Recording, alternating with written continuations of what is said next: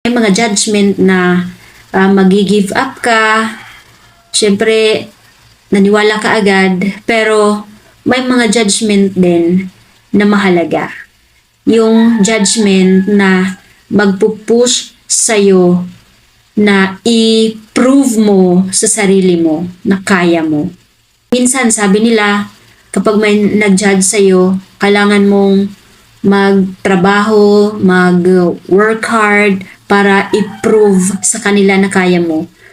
Pero yung mas maganda dito ay is prove to yourself, not to others.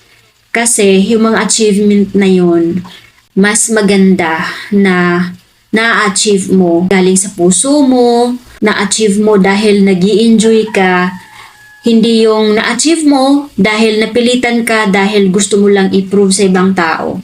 So parang nandoon yung hate na na-achieve mo nga dahil gusto mo lang i-prove sa ibang tao.